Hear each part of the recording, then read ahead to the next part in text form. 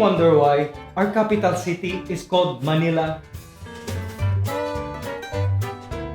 Well, Manila comes from the word Maynila, which literally means there's nilad there. Nilad is a species of mangrove trees that grew on the shores of Manila Bay and the banks of the Pasig River.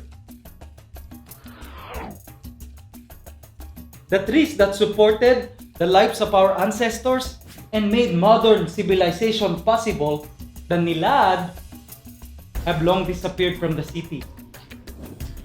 But mangrove trees continue to thrive despite the imminent threats of urbanization, environmental degradation, and climate change. The mangroves, also known as the bakawan, is a very peculiar organism. It is a woody plant species that thrives in salty or brackish water. Mangrove forests are also known as coastal woodlands or tidal forests, hosting a special collection of life under its vast network of undergrowth. Thanks to the Mangroves Propagation Information Center project that works closely with the local government and community, the mangroves will rise again and protect our country's coastal towns. The mangroves have very special roots to which it owes its ability to survive. Some species have roots like stilts to help prop it above the water, while some species have roots called pneumatophores, which stick out of the ground like straws, precisely for breathing. Parang snorkeling. If the mangroves breathe through its specialized roots, how does it deal with the saltiness of the water, you ask? Oh. Red mangroves filter out salt at the root level, while white and gray mangroves, they secrete all this excess salt from their leaves. Alat! The salty water and soil with poor oxygen normally would not be able to sustain terrestrial plants. But, as we have seen, the mangroves is very special. But it has fully adapted to live and grow in the harshest of conditions. Matatag! Oh! Just like us Pinoys. Pa! Pa! Pa! Pa! Ganon! Speaking of resilient, the mangroves are known to offer protection against storm surges and high winds associated with tropical typhoons.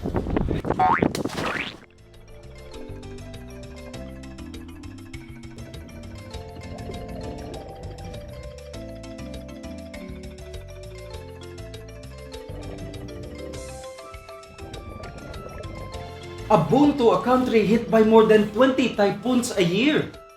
It also helps protect against soil erosion, contributes to building up land, and also helps preserve the coral reefs.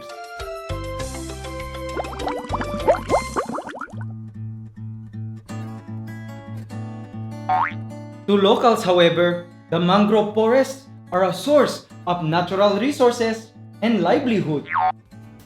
Among the many extractable products are timber, firewood, charcoal, pulp and paper, nipa sap, medicine, and oil.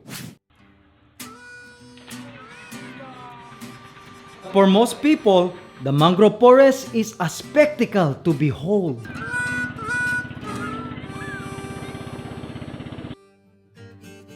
But this beauty is also in danger of being lost forever. For all the benefits mangroves bring, the human species has failed to return the favor. In 1918, there were 450,000 hectares estimated of mangrove areas in the Philippines. Since then, there has been a decreasing trend from 375,020 hectares in 1950 to only 139,100 hectares as of 1988. And the rate of deforestation averages more than 4,000 hectares a year. As of 1989, 210,681 hectares of mangrove forests have been converted to fish ponds.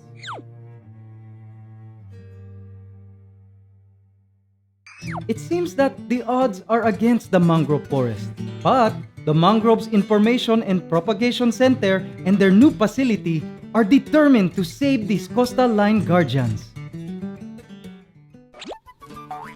What's going on, Ibon?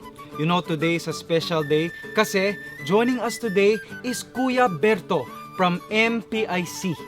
How exactly, Kuya Berto, does the MPIC help preserve our mangrove forests? Sa pamamagitan ng MPIC o yung Mangrove Propagation and Information Center natin ay mabibigyan sila ng kaalaman na yung palang mga mangrove na yan na puno na nakikita sa tabing dagat ay malaki yung naitutulong nila sa kabuhayan. Wow, great. Maraming salamat, Kuya Berto. And as you can tell, MPIC is very important to help save our Philippine mangroves. Salamat po. I have isa pang request. Is it okay if we take a selfie? Okay po. Okay. So, 1, 2, 3, waki!